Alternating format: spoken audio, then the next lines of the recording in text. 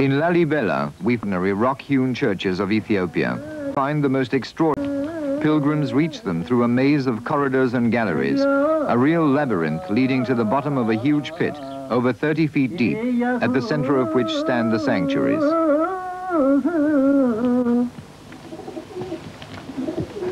These churches are huge monoliths, hollowed out with picks, gutted from within, their altars, pillars, vaults, chiseled out.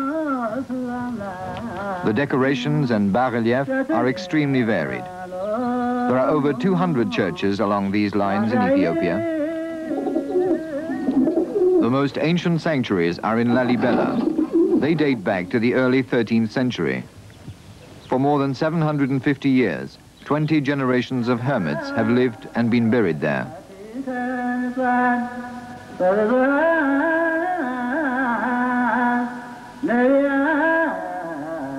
In the sides of the underground passages, these burial vaults or mere communal graves mark their resting place.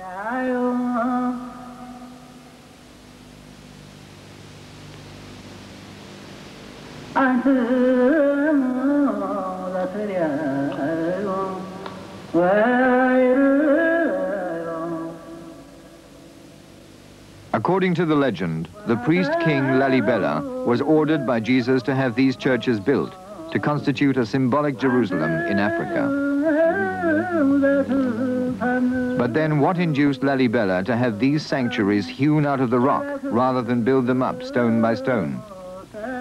The need for places of refuge from enemies? A desire to be in communication with the powers of the underworld? In any event, this new Jerusalem is a stupendous act of faith and bears astonishing witness to the love of a king for his God. And this architecture so fascinated Ethiopia that a century later, several other mountains concealed monolithic churches. A labyrinth of subterranean galleries link up the churches of Lalibela. According to the local priests, one of them goes right to Jerusalem and even goes under the Red Sea.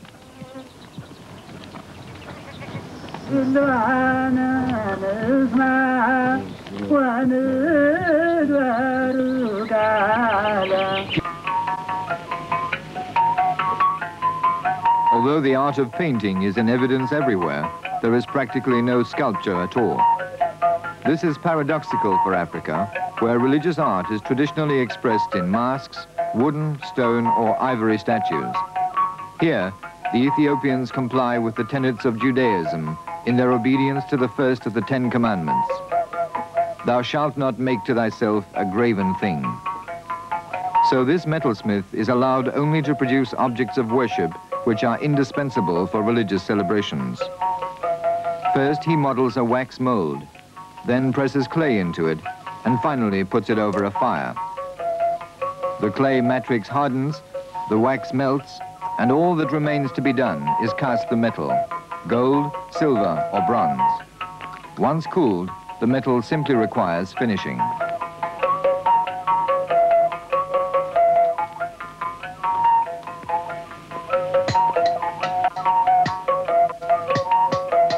For perhaps the 100th time, his first attempts were made in...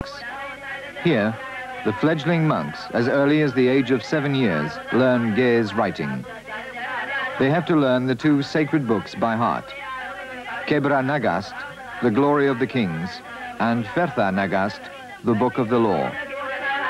They will also learn Amharic literature, made compulsory in the 13th century. It was the Amharic princes who had the famous chronicle of the kings written to justify and glorify their right to the throne. It was he who was to help the church break the grip of Islam. Travelers, adventurers went everywhere to seek his fabulous kingdom. Marco Polo thought he had found it in Mongolia. It was only in the 14th century that Ethiopia, the rock from which the sanctuary is built. The cistern symbolizes the Jordan, and its water is thought to be purifying.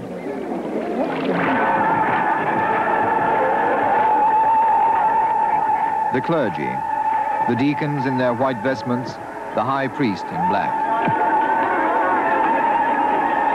From the depths of the rock come the oriflamme, the procession banners kept in the underground churches.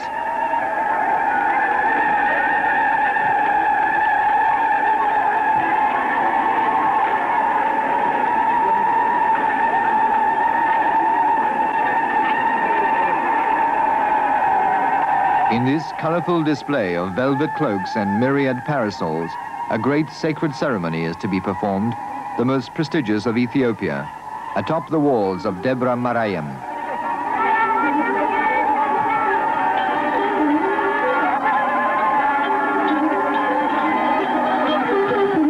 To the strains of the Masenko, a one-stringed violin, to fifes and drums, 200 deacons beat time.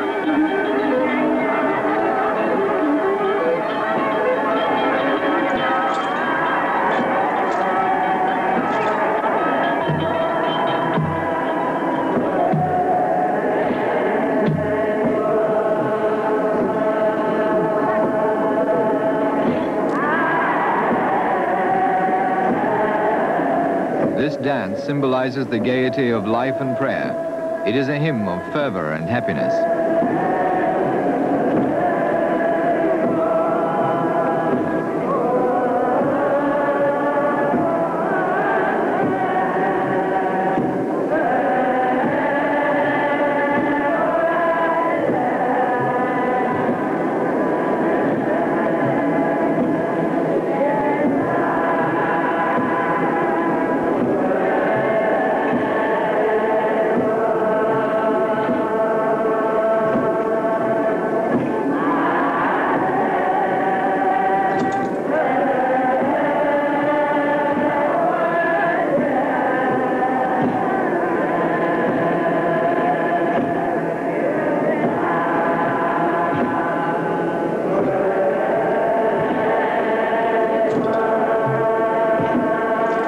Under the red canopy, the priests also beat time, singing beside their Abuna, the bishop of the province, dressed in black. A sumptuous ceremony worthy of King David and King Solomon. Solomon, whose 225th descendant, Haile Selassie, was the last king of kings.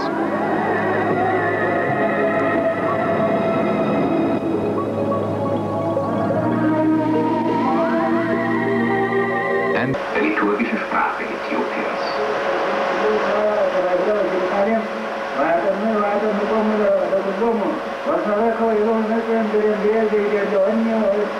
Säulen gliedern die Kirche in eine fünfschiffige Basiliste nur nach strengem Fasten zur Verehrung reichen darf.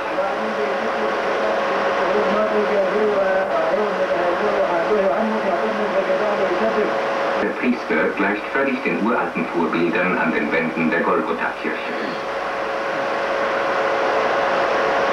In seiner unstillbaren, unerfüllbaren Sehnsucht erbaute sich der König hier in der Golgotha-Kirche das geheimnisvolle Diakon um sich.